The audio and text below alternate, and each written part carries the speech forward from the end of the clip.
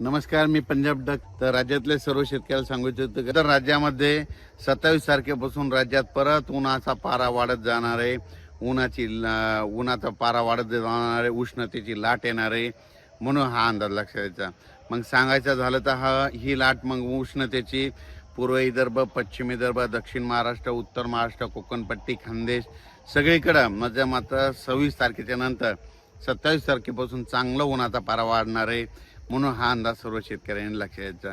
मग राज्यातल्या सर्व शेतकऱ्याला सांगू इच्छितो, मराठवाड्यातल्या देखील शेतकऱ्याला सांगू इच्छितो की मराठवाड्यामध्ये परभणी जिल्हा झालं, नांदेड जिल्हा झालं, लातूर जिल्हा झालं, बीड जिल्हा झालं, धाराशिव जिल्हा झालं, लातूर जिल्हा झालं, संभाजीनगर, जालना जिल्हा, हिंगोली जिल्हा, नांदेड जिल्हा.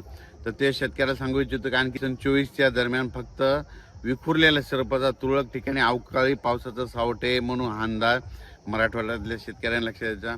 विदर्भात देखील आणखीन 2-3 दिवस सगळीकडे नाही, पण अवकाळीचा वेग दररोज एक दिवस आड भाग बदलत अवकाळी मध्यरात्रीच्या येणार आहे, म्हणून हे देखील विदर्भातले सर्व शेतकऱ्यांनी अंदाज लक्षात द्यायचा. त्याच्यानंतर उत्तर महाराष्ट्रातल्या शेतकऱ्याला सांगू इच्छितो की आज 24-25 पर्यंत उत्तर महाराष्ट्राकडे समजा इकडं पुणे जिल्हा झालं, समजा अहिल्यानगर जिल्हा झालं, नाशिक जिल्हा झालं, जळगाव जिल्हा झालं, धुळे जिल्हा झालं, ह्या पट्ट्यामध्ये संभाजीनगर पट्ट्यामध्ये आणखीन 3 दिवस वातावरण खराब राहील. म्हणजे सर्वदूर पडणार नाही, फक्त अवकाळीचं सावट राहील, म्हणून आणखी 2-3 दिवस अवकाळी राहणार आहे.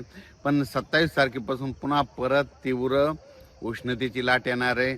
काही ठिकाणी 44°, 42°, 40°, 38°पर्यंत 44, आणि काही ठिकाणी 45-46 देखील पारा 1 मेच्या दरम्यान जाणार आहे, म्हणून हे देखील लक्षात येतं. मेच्या पहिल्या आठवड्यात हवामान तीव्र उष्णतेची लाट राहणार आहे, म्हणून हे देखील अंदाज सर्व शेतकऱ्यांनी लक्षात द्यायचा.